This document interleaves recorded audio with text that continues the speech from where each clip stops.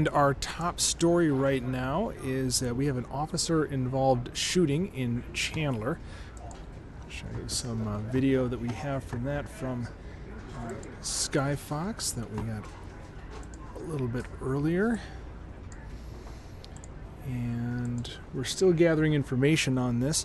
The officer was attempting to stop a vehicle that had been involved in a burglary earlier, and the vehicle is listed as stolen.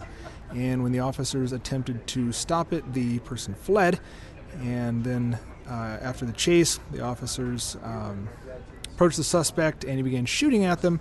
Officers returned fire, hitting the suspect.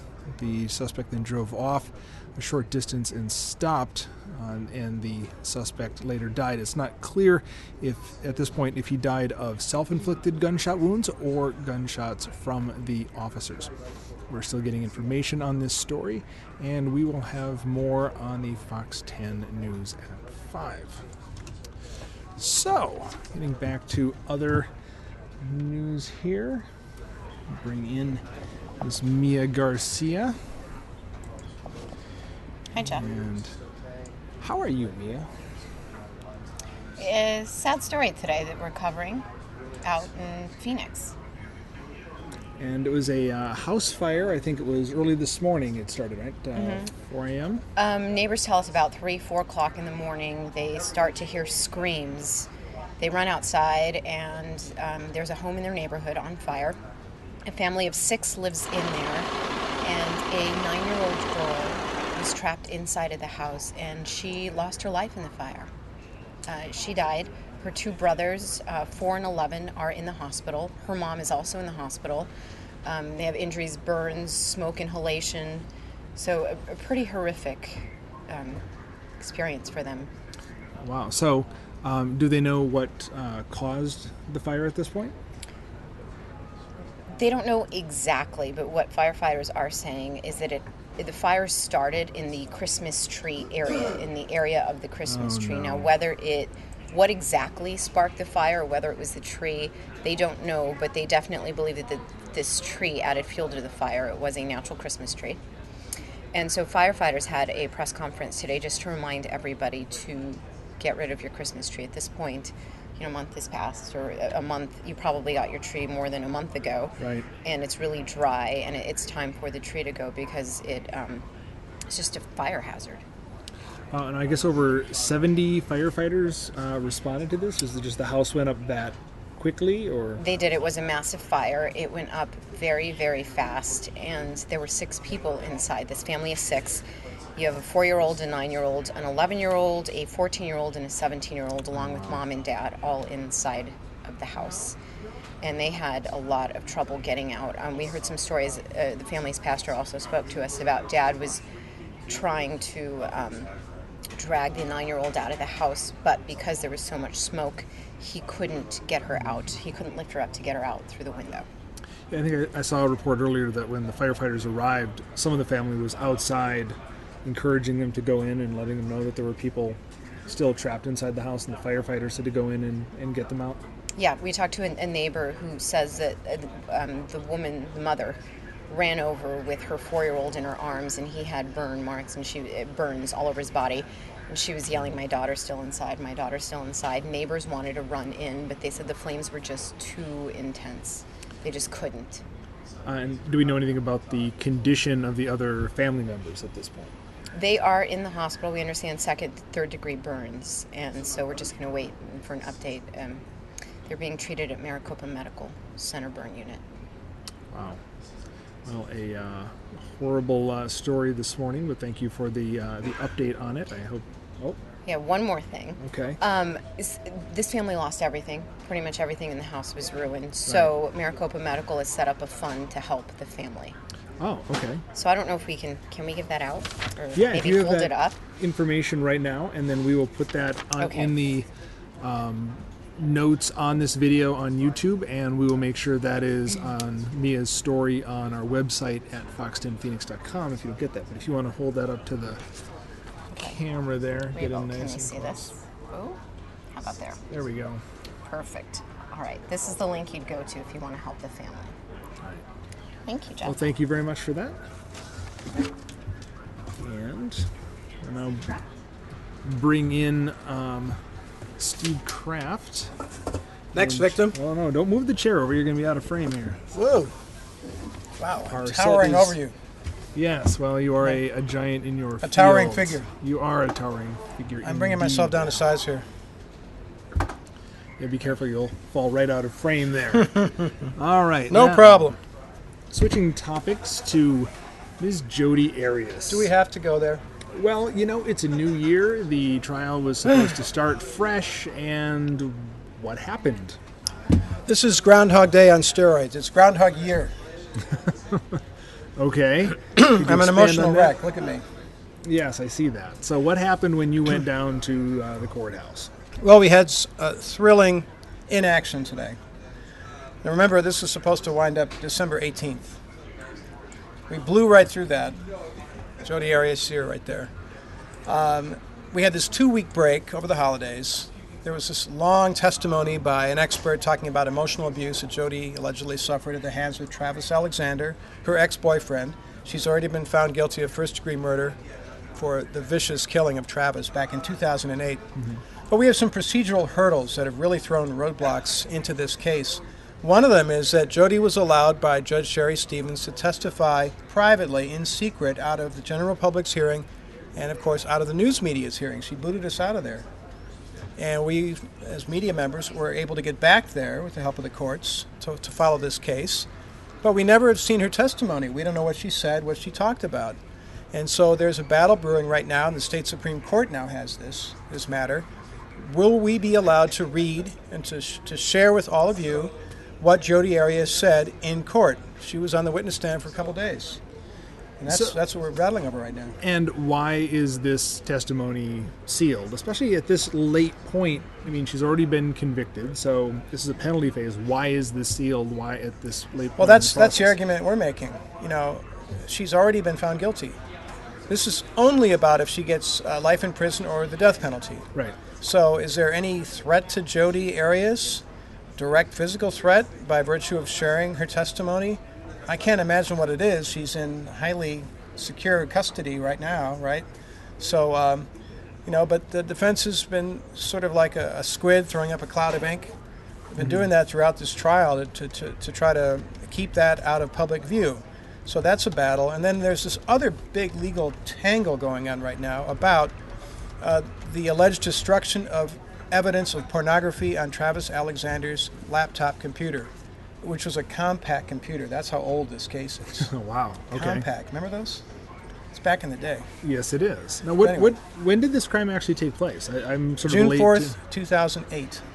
Wow. Okay. So Jodi Arias has been behind bars, 6.5 years, right? So the question is, did the prosecutor's team, either through negligence or on purpose, delete thousands of files of pornography from Travis's computer? Why is that important? Because it was sort of an important part of the prosecution that he was a good guy, he was an upstanding young Mormon man, and that she was this evil character who brought this incredible,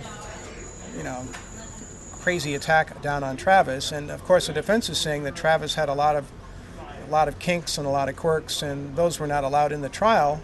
But in reality, there was evidence that he was into porn, and that was on his computer. She had claimed at the trial that she had caught him looking at child pornography on his computer, which is an even obviously a whole different worse. topic as well. Yeah. So there's a fight over that, and there's a fight over will we be able to read the transcripts. And I'm going to go look down to court later on.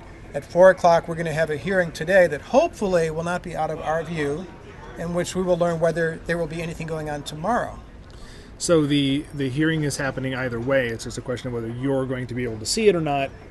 Right. To have more. There's a hearing at 4, sort of a meeting today, and then there will be a hearing on Thursday at 8:30 a.m. I think I will be allowed to see that, and that will revisit some of this business about the transcripts, whether the transcripts will be open. And the state Supreme Court is looking right now at this defense claim that we not be allowed to read that. Okay. So tune in, Fox 10 News at 5, and we will have more. Whatever we have more or the of. mystery will continue. So if you're a Jodi Arias follower, Fox 10 News at 5. Yep, so we're on it. Thank you very much. Okay, cool. I guess I can run over to court. Run over to court, and All right. good luck. Thank you. All right. Later. We're going to go over to some live video from Skyfox here. Let me see if I can pull this up. And we understand that this is a animal cruelty or animal hoarding case. We don't have a lot of details yet, other than we do understand there's some very unusual animals that are supposedly involved here. And those are supposed to be, let's see here, we've told some zebra and I think some longhorned animals. I was hoping we'd get a better shot of where some of the animals possibly were in that area, but it does not look like it's the case. So I will keep an eye on this, and if we actually get some information, I will come back to our Skyfox footage. And I will also change my name since I am not Steve Kraft. All right, our next story here. Today was Inauguration Day in Arizona, and down at the state capitol, we covered this live on Fox News Now. We had the entire inauguration and all the ceremony for Doug Ducey and all of the elected officials that were sworn in at the state level.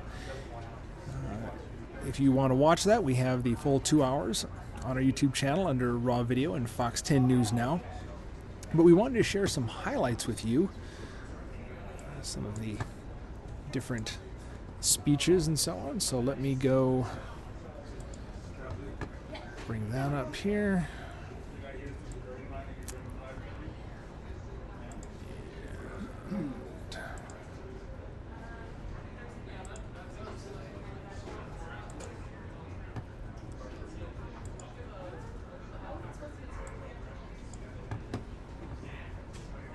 Follow the path of those lawmen and those people that have gone before me is truly a great honor and a great privilege.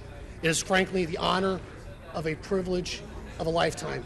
And every day I will strive to be the best Attorney General that I can be. And I will tell you another thing growing up here in Arizona you realize is that people come from all over the country, all over the world here, and they always do so for a reason. They come with the hope of a better life, a better opportunity. The feeling in Arizona, it can really happen. It's always been that way. Now, even as when we were a territory in the old days when the lawmen with the badges and the guns roamed the range. Whether it's students, startup businesses, immigrants, retirees, people come to Arizona for different reasons, but they are ultimately looking for the same thing. And that's the good thing in life. And at the end of the day, the good things in life depend on the rule of law and protecting individual liberty. And that was Attorney General Mark Brnovich talking about the honor of serving as an elected official. Apologize for not introducing him in advance. We have another clip coming up, and this is Superintendent of Public Instruction, Diane Douglas, and she talked about how education should be the focus for Arizona children. So let me bring up her clip.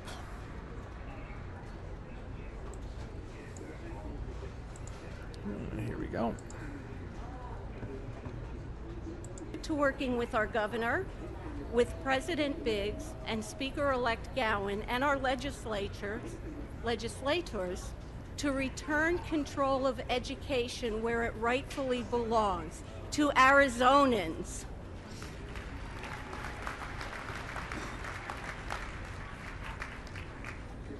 Finally, I want to thank the voters of Arizona for electing such an outstanding team of leaders for our state. I'm humbled and honored and privileged to stand before you today to be Arizona's Superintendent of Public Instruction. Every single child in Arizona deserves the highest education possible, the highest quality of education possible, so that they can achieve their dreams and their ambitions, and so that they can be citizens of this great state this great nation and realize all the blessings that we have been given. I promise you that I will work tirelessly and endlessly to make that goal a reality, not only for your children, but for our grandchildren too, so they can be as blessed. May God continue to bless the greatest state in the greatest nation, Arizona and the United States of America. Thank you, and God bless.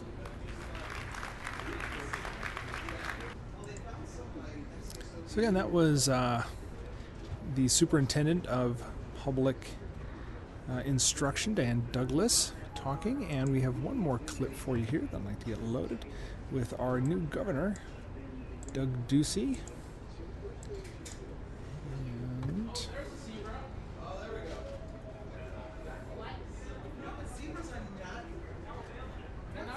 so I'm keeping an eye on the Sky Fox situation at this animal situation. Hope we might have more for you there. But right now, let's get to the remarks from Doug Ducey. Fair warning. The budget will not be met with general approval among special interests.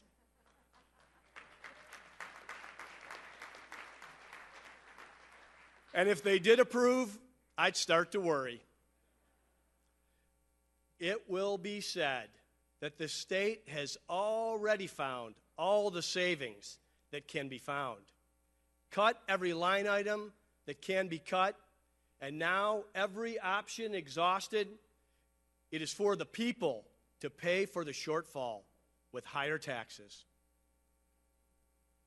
And I will reply, not on our watch.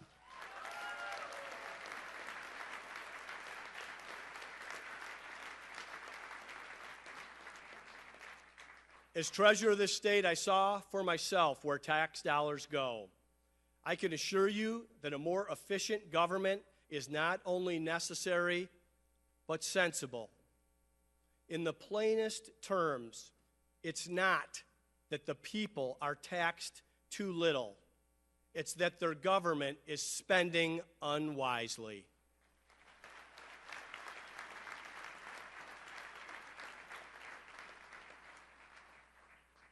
Raise taxes and you haven't solved anything.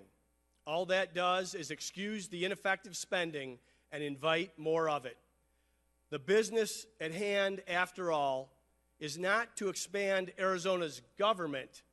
It is to expand Arizona's economy.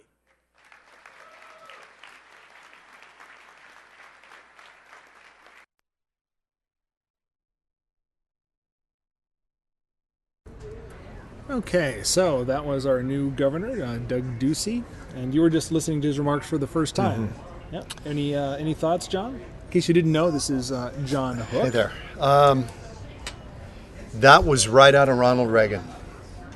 Government is not the solution. Government is the problem. That is right out of Reagan's textbook. And I think we're going to get that out of Doug Ducey. He really believes that government is bloated, inefficient, and he's going to approach it like a business. Now, we've had other people try this, notably Fife Symington from 1990 through 1990, re-elected in 94. He lasted till about 96 until he had to resign. And he was in the audience today. He was there. Oh, he was a big supporter of Doug Ducey, and Doug Ducey looks to Fife Symington as a kind of a guiding light, a beacon. What's interesting, though, is there's a lot of those Symington people who were in Governor Brewer's camp and in her office and in her administration. Ducey kind of cut the cord on some of those people, which is really interesting. He's kind of going his own way, forging his own path. A lot of those Symington people are not going to find jobs in a Ducey administration, which is interesting considering that he is such a fan of Fife Symington. I'm a little surprised by that, actually. Well, and do you think we're going to see, as I understand it, correct me if I'm wrong here, but former Governor Brewer did not initially endorse Ducey. That's right. Correct? She favored Scott Smith, the former Mesa mayor, and really believed Scott Smith would carve the right path, mainly because he supported her on the expansion of Medicaid and even the temporary sales tax that the governor put forward to bridge us during that period, during the downturn in the economy. Here's another person who really was anti-tax. She'd never voted for a tax increase during her entire tenure in the legislature. Wow. Yet, when she came in office, she said nothing is off the table. And consequently, when she looked at the book, she said, you know what, we've got to have some mechanism to bridge us. We're treading water right now. We can't fund basic services. We're going to need a temporary tax. And she championed it. So I guess the point being, Jeff, you know, the governor can say one thing and the reality can set in and things can change. And even you and I were talking off camera about making promises sometimes you can't keep. Yeah, when he said not on my watch, remind me of the read my lips. And that's true. It's always dangerous. Yeah, as soon as you put that in stone, it's like the political gods or political karma is going to come back and smite you for that. Right. It's just, knock wood, because it's going to come back and bite you. You know, it's interesting, though, that he did that because, again, he's a businessman. He comes at this with a business acumen, and he's going to approach this as a business. Some of that is very helpful to have somebody, particularly in the private sector, in terms of attracting business to your state. That's very helpful. But this is not a business. You are working with a legislature made up of Democrats and Republicans, predominantly Republicans, but this is a different animal, and it's not like you can be the CEO and wave a magic wand and it's the way you want it, right? Yeah, you're absolutely correct. I also see a lot of value in having politicians or having people in office with background in corporate America. You learn a lot there. Sure. But the public sector is very different, and it's a lot more about compromise, and it can be tricky if you're used to just being able to snap your fingers and say you're fired, you're in, you're out, you move around, and you don't get that anymore. So right. It'll be interesting to see how he does. Yeah, I mean, you're dealing with 90 other people in the legislature, so it's not that easy, and particularly when you're strapped by $1 billion deficit, so you've got problems. Yes. Well, now, I appreciate your insight on this, but we didn't bring you up here to talk about Governor Ducey. We brought you up here to talk about someone else who's been in the news and had some political challenges, you could say, of his own. Chief Danny Garcia, outgoing police chief. He's gone. He left, the former police chief for City of Phoenix. His tenure didn't even last 3 years. He got crosswise with the police union, and in the end, that was his undoing. I just talked to him today. I kind of call it his exit interview. We talked about what went wrong, what went right, what he felt proud of. Did he have any regrets? And it was really interesting. He really views this struggle right now between the city and the union as a real issue, because he feels that the union now, the balance is really tipped in favor of the union, and the union's really running the show. And he's like, look, I'm the police chief. I was going to run it, and I was not going to be run by the union. But it ended up his undoing. Yeah, and he absolutely maintains that's the one and only reason that he's out right now? That's pretty much it. He felt that when he got here, things have really changed in the city in terms of these, the pensions for these public servants, civil servants. Mm-hmm. It used to be you had to be here 5 years to really cash in on and get the pension. Now it's 10 years, and that changed right before he came here. And Danny Garcia told me that he was really only going to commit here anyway till 2016. So he gets here in 2012, and he basically knew that there was no big pension at the end of the rainbow for him. This was about being the chief, and he said, I came here to be the chief, and I was going to be the chief and do it my way and run this department the way I saw fit.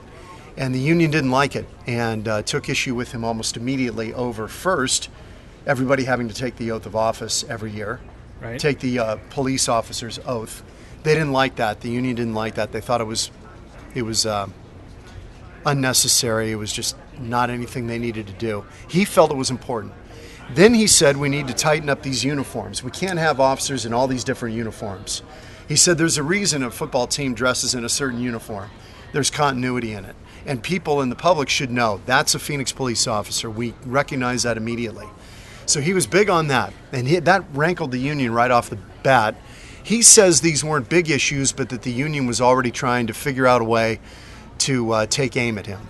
So, now, did he bring up those issues specifically to try to engage with the union?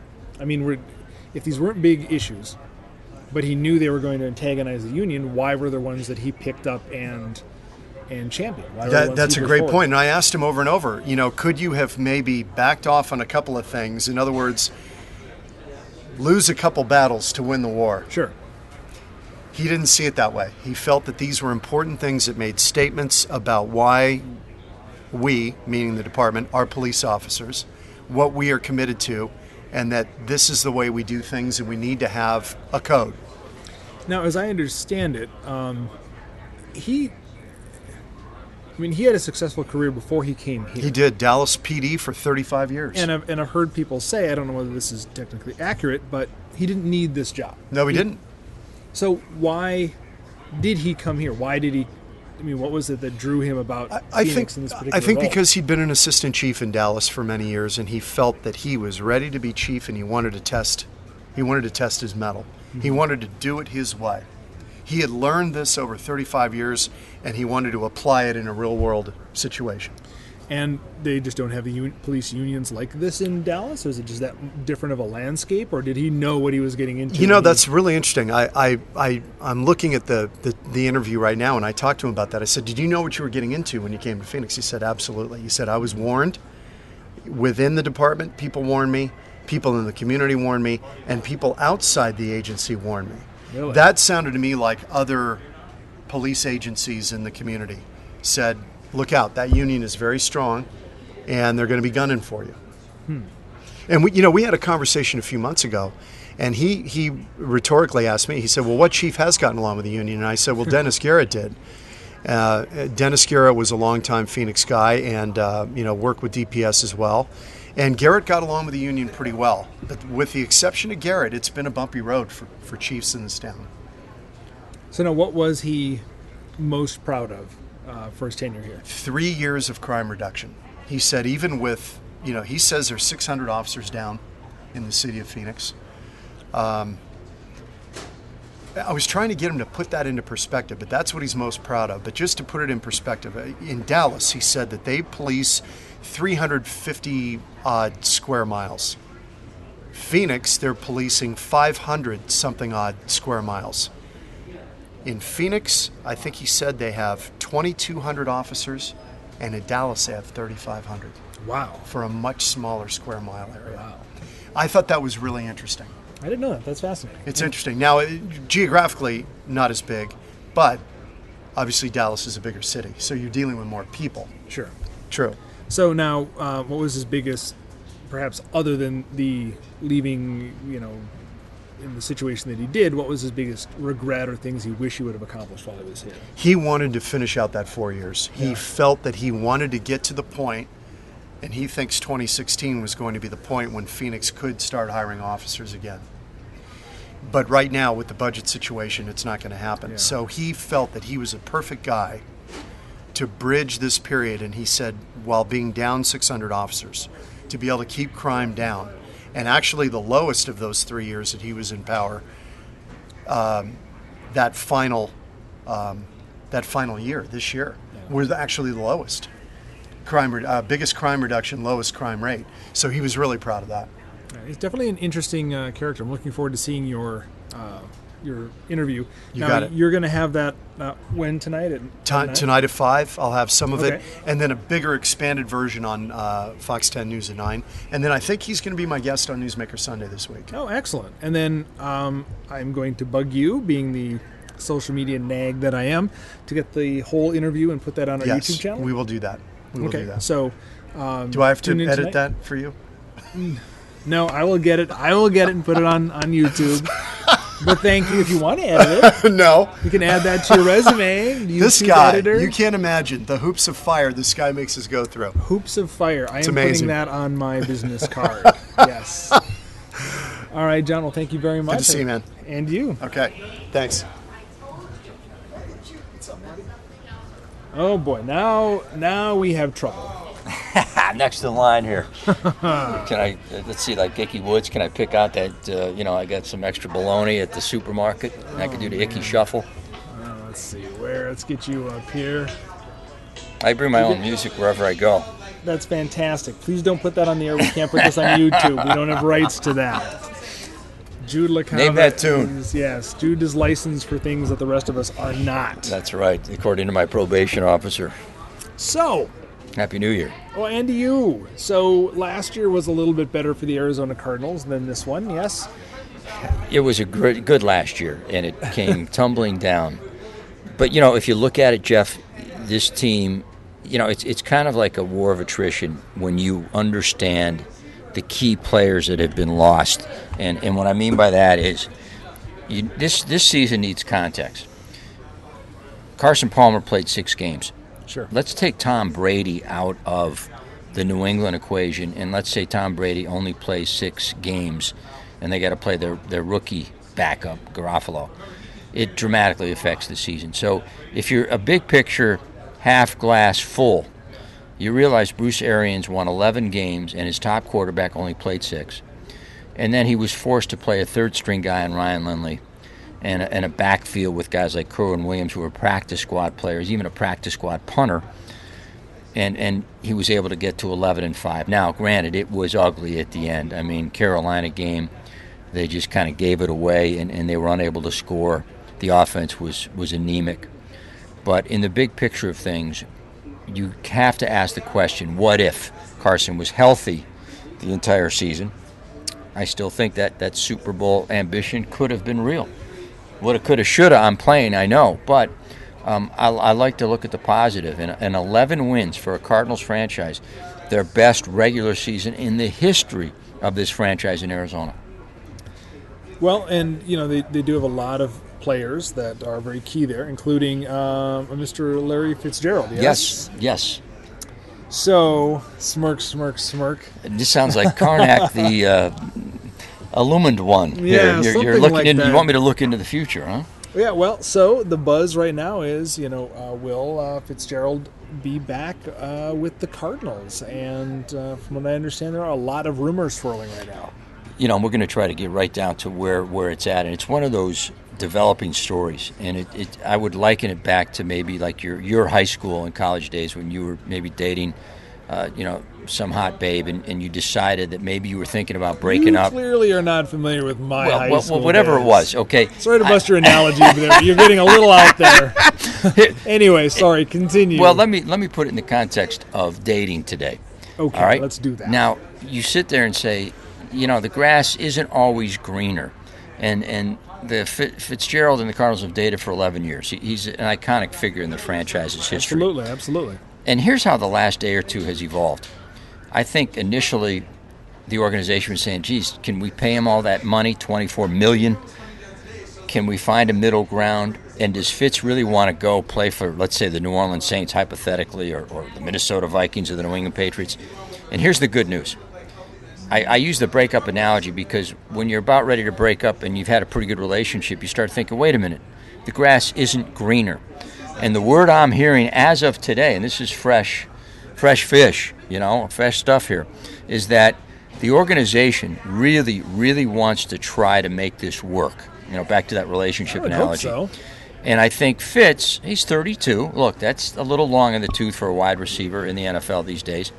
He's sitting there going, wait a minute, do I want to retire a Cardinal? This is my home. I've been here from my early days being drafted by the Cardinals, raising my son here, and I'm comfortable here. And by the way, I've got endorsements here.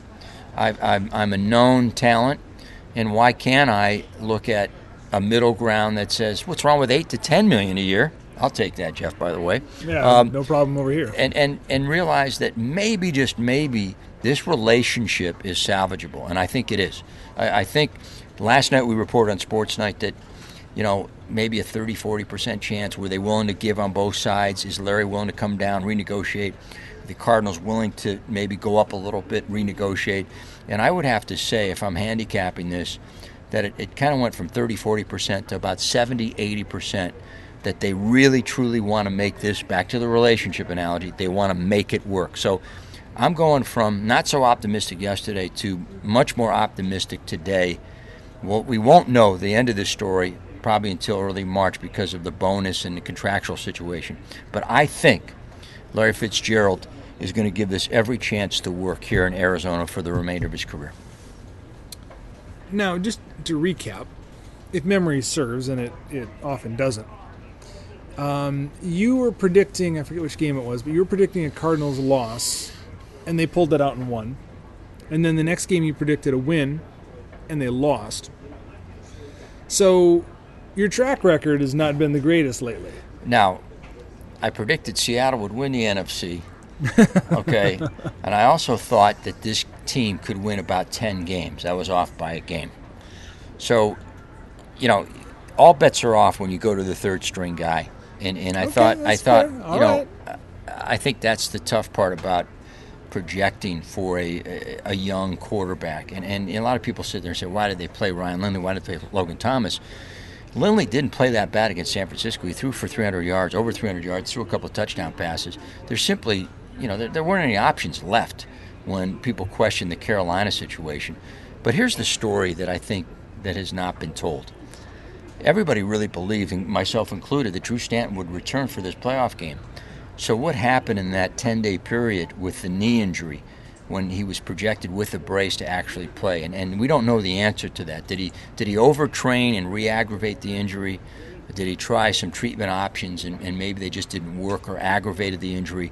I believe if Drew Stanton starts that game, they beat Carolina. So one of the tough parts about predicting is there's no greater, more important position other than being the king of all digital media here at Fox 10, Jeff Moriarty, than the quarterback position. See, the quarterback position is the god of the football field. And it's a big jump on whether Drew Stanton plays or Ryan Lindley plays in terms of the outcome of the game. If Stanton plays against Carolina, I think they really had a chance to win that game. I was not impressed with Cam Newton at all. But they had to go with Ryan Lindley. We'll never know what happened in that injury treatment situation over the last 10 days. Season over. Time to look to next year. All right. So I was just busting your chops a little bit there on the prediction. You can bust my chops anytime here. You know that, Jeff. Right. So, but what I understand, if I recap here, the Cardinals want to make this happen. Yes. And Fitzgerald, he's not looking to get out. He's not packing his bags, and the home's not up for sale. He'd like to stay as well. He wants to work it out. Okay. And then let me ask you this, is that the best financial or player decision for the Cardinals right now?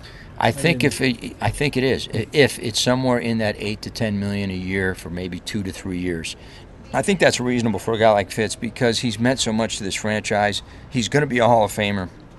I would have a tough time seeing a Cardinal who will be a Hall of Famer playing for the Saints or the Vikings, the Patriots. And I think if you have a chance to finish your career like at Fox 10, if you're a lifer, that doesn't happen a lot. But if you have a chance to, why not finish where you have that connection? And I think Fitz is going to try to do that, and I think the Cardinals are going to try to accommodate him.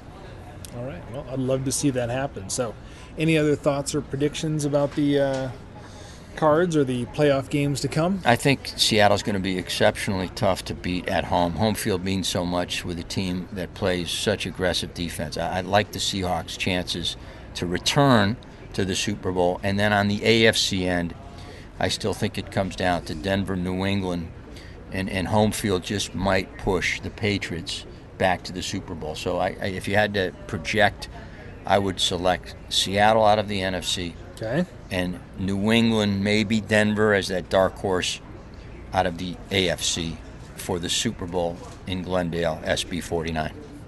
Okay. All right. Well, now about the dating history back in high school, we're gonna that's for the late night, overnight show. That's the 3 a.m. show that you have to check in news now. Definitely only on the web because that would not be something we could air. For sure. So. All right. Well, thank you, sir. Jeff, appreciate anytime. You joining us. You got it. And we'll have weather. And I'll take a half a pound of bologna and some of the mozzarella cheese. This is a deli too, right? I mean, can I order something here? Starving up here, I wish. Yeah. So, all right. Well, thank you, sir. How about an espresso, maybe? If they got an espresso machine up here, I would. That's what we got to get. I one, would be set. I could just, brew a little bit. Let me talk to the boss. See what we can get right behind us. Let me know how that works. Works out for you there. All right. Thank you, sir. All right. We're going to get Dave Muncie up here in a second. But while we do, let me bring this up here. We have a situation out in... these are animals on county land just south of Anthem. This is what I mentioned to you earlier. We're not clear if this is entirely a case of animal abuse or hoarding or exactly what's going on. However, you're seeing some pretty unusual animals there. We have there's 2 zebra right there, and it looked like there was some possibly miniature horse, and we heard some longhorn cattle, or we're not entirely sure the whole menagerie that's up there. But we are working on getting more on this particular story and should have that for you tonight on the Fox 10 News at 5. So, in the meantime, let's talk about something that I can do with, and that's bring in Dave Muncie to talk about the weather. Hey, going to have a good talk today, yeah.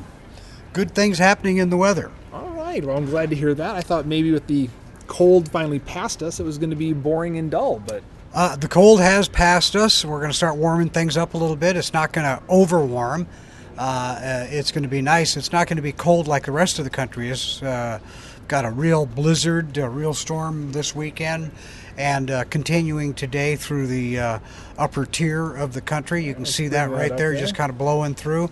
Some places in Montana and Idaho getting as much as 17, 18 inches of snow. 75-mile-an-hour winds. I saw one wind gust at 113 miles an hour. It was somewhere in the west. I believe that it was in Montana. But those are high winds. 75 or 113 or 40 or 50. That's blizzard weather. Lots of ice in this area before the snow came, so there's lots of slipping and sliding, lots of car accidents. So compared to them, and then you will notice that as that moves across the top of the country, it just kind of misses the state of Arizona. And in fact, take a look at it. That's what it looks like from our perspective. That cold front is the front that's running through and creating all that stuff. High pressure protecting us very, very nicely. Thank you, high pressure. Yep, you can see how that wall of clouds just heads way up north to Northern California and then goes over the top of us. And that's that high pressure working for us here in the Southwest. That's going to warm us up nicely, too. Now, is that infamous polar vortex from last year, or is this something else? Well, that's what you're seeing. One of the names that they've given that cold air coming down, and that's the Arctic blast or polar vortex or whatever they want to call it. It's a blast of cold air that comes down from the northern tier. That will have an effect on us, but just slightly. Our temperatures will come out of the low and mid 70s and drop into the upper 60s, where they should be for this time of year. So it's not going to be a real terrible inconvenience on us, although we will see our temperatures change because of that system. Yeah, so are we going to get any rain or any more? Nope, nothing like that. Maybe a little cloud cover. Okay. That's about it. Too bad. Do you have the temperatures for us, or? Well, I have them in my head. I think we're going to run around 72 or 73 tomorrow, and then out of that, maybe the same on Wednesday, and then Thursday, Friday, Saturday, maybe even Sunday, we'll go into the upper 60s. Overnight lows probably around 48, 49, so way above the freeze level for nights, and right where it should be for days. Normal days would be 66, I believe, and normal nights would be 44. So we'll be back to where we should be, in fact, a little bit warmer than that in just a couple of days. Well, I like that you just have that right there in your head. So after doing this we so make long, all that up so I can say whatever I want. So. Oh, well, that's really handy. And here I was thinking, what would you like for weather? weather? I'll just. Well, I would like us to get some nice 80s and 90s, and sure, we can do that. We can do that. Talk to me in March. Oh, I see. You're backed up on the queue there. All right. There you go. All right. Well, thank you, Dave. Okay. I appreciate you joining me once again, and you have a fantastic day, sir. Excellent. Thanks for finding time. All right. Well, let's. Looks like there's still a little bit of footage here from the animal rescue. Again, they just tossed some feed in for some of the animals in the pens there, and it looks like a camel. And I am not an expert on horses, but there are quite a few different styles and makes and models of horses there. So, maybe it's a llama. I thought that was a camel. Still. So there are a lot of creatures here, and hopefully they are all in good health, or they are being looked after now. And either way, we will have more information on this story tonight on the Fox 10 News at 5. And you can find more information on our website, fox10phoenix.com, and on our YouTube channel, and on Facebook, and on Twitter, and pretty much anywhere you are looking for us, you will find us online, because we are the most social TV station in Phoenix. So thank you for watching, and have a most fantastic day.